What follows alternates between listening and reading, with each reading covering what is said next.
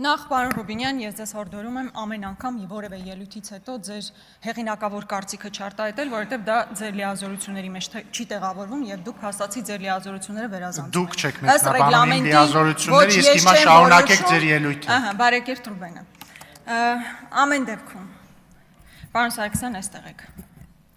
Ես ուրախ եմ, որ ձեր քեռին լավ է, բայց ես նման զարմիկ ունի, տեղը տեղին տենդերներ բաժանում, խի պետք է վատ լինի։ Շատ ուրախ եմ, որ լավ է։ Հարցում եք իմ ամուսինը ինչպես է, շատ լավ է իմ ամուսինը։ Միայն ուզում եմ հասկանալ, իմ հնչեցրած մեղադրանք քննադատությանը դուք ինչով եք ինձ պատասխանում։ Ես ասում եմ, դուք համայնքի ղեկավար եք եղել եւ ձեր ղեկավարման ժամանակահատվածում ձեր քեռին տենդերներ ստացել։ Դուք ինձ ինչու եք մեղադրում։ Իմ գործողությունների կամ իմ կանդրադառնամ, իմ ընտանիքի անդամների կողմից իրականացված որ գործողությունն է, ապօրինի կամ շահերի բախման տիրույթում։ Եթե որևէ անօրինական գործողություն ես կամ իմ ընտանիքի որևէ անդամ իրականացրել է, բայց այդ դատախազությունը ինչով է զբաղված, 5 տարի շարունակ ոնց հնարավոր է քրքրել են։ Ուզում եմ հասկանալ ձեր հնչեցրած հարցադրումների ելակետը որն է, որ ես որևէ հակաօրինական գործողություն եմ իրականացրել, բնականաբար ոչ։ Պոպուլիստական հայտարարությունը եկել ստեղից անում եք,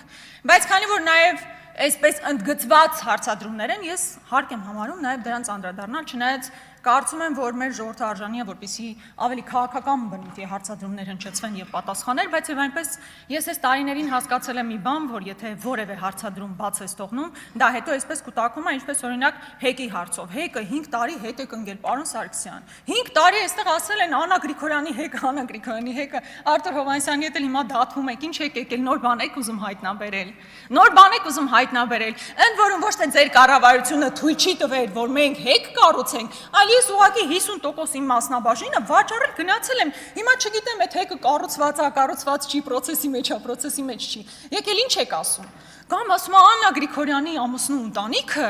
պատմամշակութային արգելոց թանգարանից տարածք է վերցրել, այնտեղ սքո սրահ է բացել։ Պարոն Սարգսյան, դուք այդ տարածքը տեսել եք Ուրախ Հարամանյան Նարեկը։ Ինքը հո կապանից է։ Գոմ է եղել այդ տարածքը։ Չնայած պատմամշակութային արգելոց թանգարանն է պատկանել։ Քաղաքի ծայրամասում գոմ հիշեցնող տարածք է եղել։ Իմ ամուսնու ընտանիքը պայմանագիր է կնքել 4 տարով, ներդրում է իրականացրել, խոշոր ներդրում է իրականացրել։ Դարձել է սքո սրահ առաջինը կապանում։ Կապանցին չի ունեցել։ Հիմա ուզում եմ ասեմ, տեղ ինչու եք մեղադրում, որ մենք գոմ հիշեցնող տարածքում ներդրում ենք իրականացրել, պայմանագիրը սպառվել է, հետո դիմել ենք ընդ որում չեն էլ ավելացրել պայմանագիրը։ Այդտեղ հակաօրինական ինչ կա, ես ուզում եմ հասկանալ, էլի։ Ի վերջո հարցադրումներ հնչեցնում եք, պետքա որևէ տրամաբանություն ունենա, թե չէ։ Range Rover-ի հետ կապված Աստված իմ։ Այդ մեքենան երևի իմ ամուսինը ունեցել է, երբ ես իրեն դեռ չեմ էլ հանդիպել, հավանաբար 20 տարի առաջ։ Իմիջայլոց ոչ թե կանաչ է, կապույտ գույնի է, այդ այո, հիմա հանգիստ քշում եմ, երբեմն իմ ամուսինի հետ մեքենան որևէ խնդիր չկա, եկել ինչից եք խոսում։ Պարոն Սարգսյան, բարեկամաբար ձեզ հորդորում եմ, ավելի կարծում եմ ձեզ համար ավելի նախընտրելի կլինի խոսել կոկորդիլոսների մասին, այդտեղ դուք հաստատ ավելի բովանդակային եք եւ ավելի հետաքրքիր։ Շատ լավ։ Հիմա, պարոն Կոնջորյան, ամեն դեպքում օրվա հերոսը դուք եք, ձեր մասին պետք է խոսել։ Տեսեք, մեր հարցադրումները ձեր կնոջ հետ կապված, ձեր կնոջ պաշտոնի հետ կապված, որտեղ ձեր կնոջ հետ կապված մենք որևէ խնդիր չենք կարող ունենալ։ Այն տրամաբանության մեջ է, թե արդյոք քաղաքական կոռուպցիա կամ քաղաքական հովանավորչություն այդտեղ չկա։ Եվ բոլոր հիմքերը ունենք կարծելու, որ կա քաղաքական հովանավորչություն։ Ես չեմ բացառում, որ ձեր կինը նույնիսկ լավ մասնագետ է, նույնիսկ շատ լավ մասնագետ է,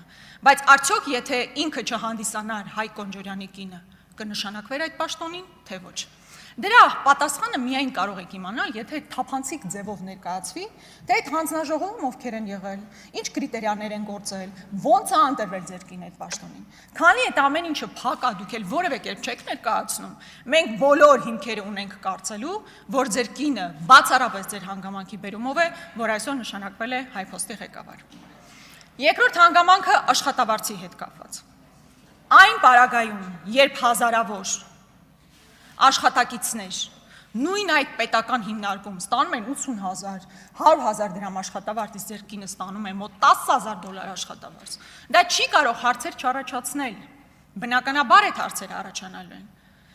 Եվ նաև այն բանի բերումով, որ ի վերջո պետք է արդյունավետության տեսանկյունից նայել։ Եթե օրինակ 23 թվականի նույն հեծը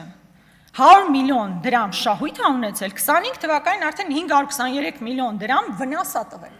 Հիմա ինչքան վնասը ավելացել է HiPost-ի, այնքան աշխատավարձային ֆոնդն է ավելացել եւ ձեր կնոջ աշխատավարձը։ Ամբողջ խնդիրը սա է, նույնիսկ եթե մտածենք, որ ձեր կինը թափանցիկ կերպով ընտրվել է հանձնաժողովի HiPost-ի ղեկավար, միևնույն է ինքը անարդյունավետ է գործել, եւ քանի որ HiPost-ը պետական ձեռնարկություն է, մենք չենք կարող դրան չանդրադառնալ։ Եվ գիտեք, այստեղ $10,000 որ հնչեց, ինչ եմ ուզում հիշեցնել։ Եվ այստեղ հատկապես, պարոն Կոնջարյան, ուզում եմ ձեզ դիմել, որպես նախկինում քաղաքական մեծամասնության ֆրակցիայի ղեկավար, երբ ես տարիներ շարունակ այստեղից ասում էի, կան տասնյակ մարդիկ,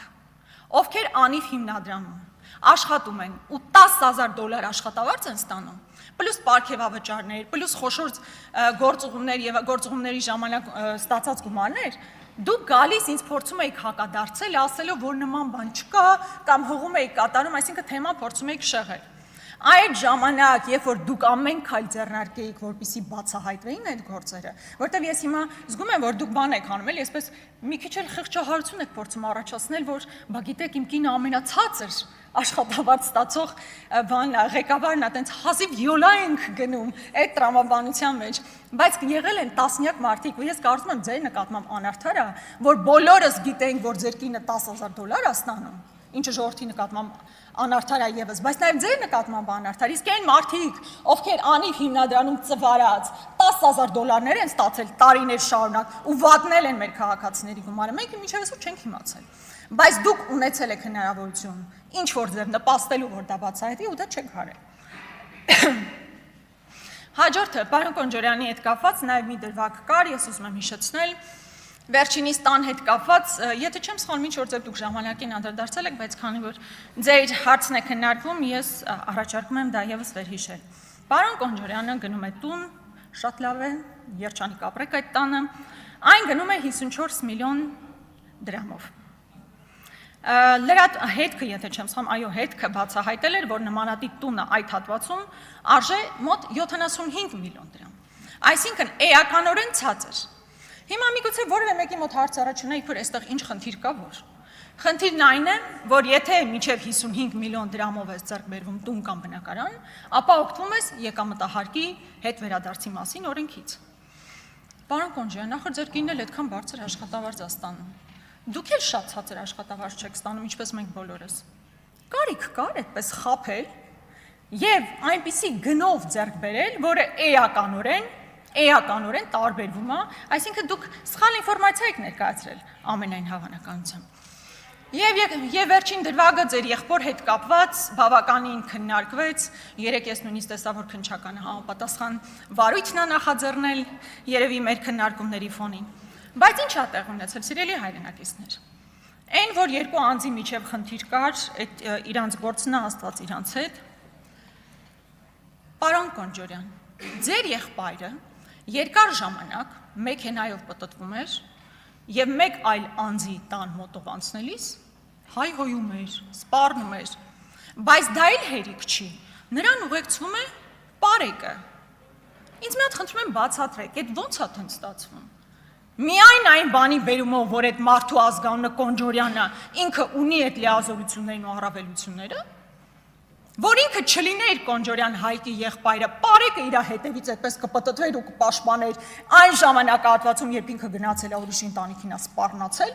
ու ավելին դուք իմացել եք այդ ամեն ինչի մասին եւ որևէ քայլ չեք ձեռնարկել։ Այս շուխուրից հետո միայն քննչականը որոշել է, որ պետք է ինչ որ քրեական վարույթ նախաձեռնի։ Շատ բաներ կար ասելու, բայց ավարտվեց։ Ֆրակցիաանից հավանաբար ես չեմ խոսի, բայց ուզում եմ պաշտոնապես ասել, որ մենք չենք մասնակցելու Հայ Կոնջարյանի ընտրությանը։ Արթուր Հովհաննիսյան նախապատրաստվի Տարոն Չախոյանը։